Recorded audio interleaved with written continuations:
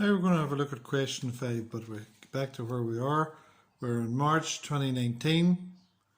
It's paper 1, it's the higher tier and it's the double award physics. And we're going to be looking at question number 5.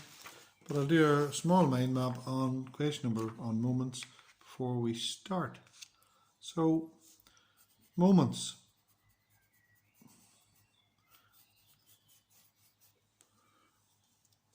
Moments will be defined as it's a turning effect of a force. Turning effect. And what are really considered here will really be important will be the definition of a moment. It's the force multiplied by, and there's the symbol for perpendicular distance, which is wild important.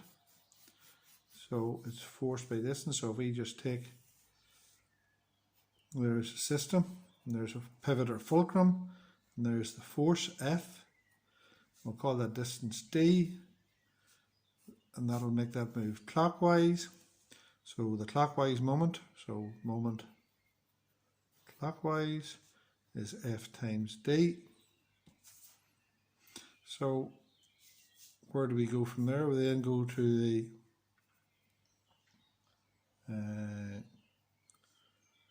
for equilibrium.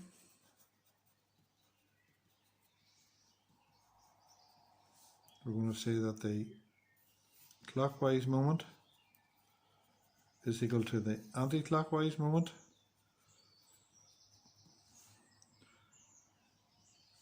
And then we're also going to say that the force up is equal to the force down. So all the forces up will be equal to all the forces down. All the clockwise moment will equal to the anti-clockwise moment for equilibrium. Think of the equilibrium dance for this. You can remember that dance or have seen that dance. I'm not going to do it for you now, you can do it yourself. The thing about here, about this equilibrium is watch the distances. Again, the examiner will try to dupe you by giving you strange distances. The last thing I suppose we'll do about this is that the units is Newton centimetres. Now it's Newtons times centimetres or Newton metres. It's not measured in joules, even though it's force by distance, which is joules. It's Newton centimetres or Newton metres. So let's have a look at the question. Here we have a question number 5, a uniform. Now the uniform means that the centre of gravity, where all the body's weight appears to act, is in the centre. It's balanced at its midpoint. So the centre of gravity is there, but it's balanced by this fulcrum or pivot there anyway. When two forces act as shown, now again they are forces, they're measured in newtons. See that? Now it says calculate the distance D. So if this is uniform, then that there's 50 centimetres, that distance. And that there's 50 centimetres. So that's the first thing. Now watch. Here's the trick. Do you see the trick there? That's 10 centimetres. So that means that that distance there is 40. So we are going to have to find D. So let's just have a look. Use your finger as the pivot. That force there will make the whole system move clockwise. That force there will make the whole system move anti-clockwise.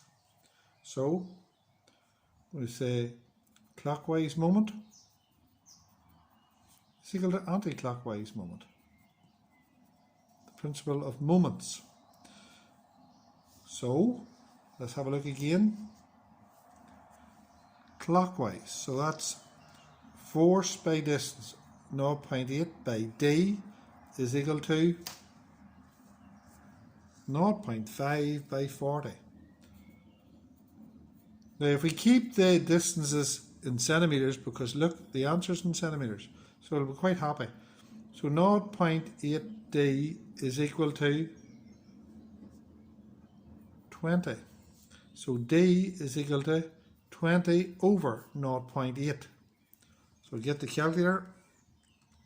20 divided by 0.8 is equal to 25.